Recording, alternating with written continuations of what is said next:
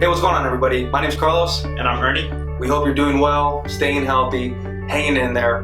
We wanted to do our part, brainstormed a little bit, and we were realizing there's not enough information or any guidance, tutorials on what goes into the home buying process, step by step. And we wanted to condense it into a few minutes of what goes into the home buying process, from when you're searching for the house to when you get under contract to the appraisal to underwriting and everything in between.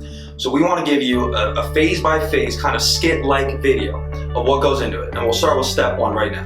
Most of you guys right now are shopping online on Zillow.com or Realtor.com, saving your favorite homes to your wish list that are on the market, which will lead you to step number one, which is coming in contact with a realtor such as myself.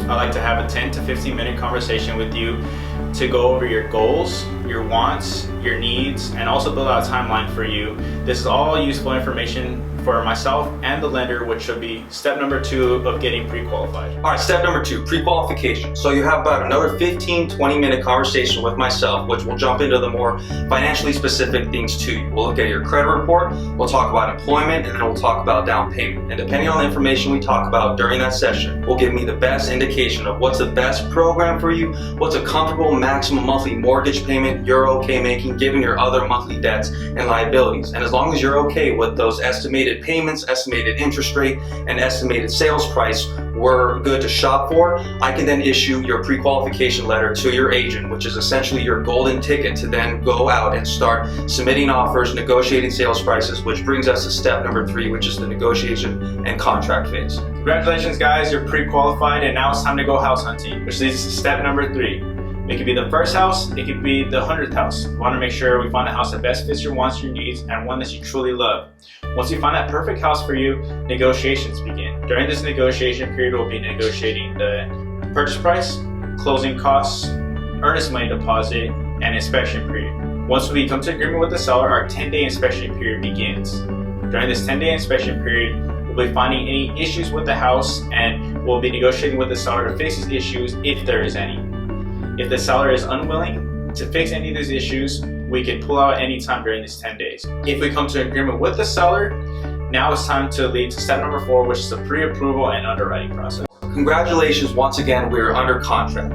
Now is about a 10 to 14 day period in which a number of things take place, such as opening up escrow, will send us over to the processing and underwriting department for final approval, and we'll order the appraisal. Anything pertaining to what we discussed during the pre-qualification, such as your income, down payment, credit that we might ask for, is now the time in which you would supply it so that we can package it up, polish it up, send it over to the underwriter, and await final approval. And assuming all these things go well and the appraisal comes in at value, we'll go and proceed to our fifth and almost final step. Alright guys, final stretch here. The appraisal just came in. To be honest with you, sometimes it doesn't come in this clean. Sometimes it comes in undervalue. Sometimes there's conditions that need to be met prior to close of escrow. But in this case, it came in clean, and now we're ready for the final walkthrough. Yeah, so just like Ernie said, this is also that kind of final period where there also might be some last second conditions in the underwriting stage as well. The underwriter might call for a last minute pay stub, last minute bank statement. And so we would provide that in hopes to await final approval. And once we do get that final approval, we are now clear to close, and we can send your closing document over to the title and escrow company to await your signature. Congratulations guys, you guys made it this far. This is the sixth and final step. We're here at the closing table. I know the last 30 days you guys have been with us back and forth for a while, but you guys have finally made it. You guys are about to sign for the biggest investment in your life. That's right, this is one of, if not the biggest investment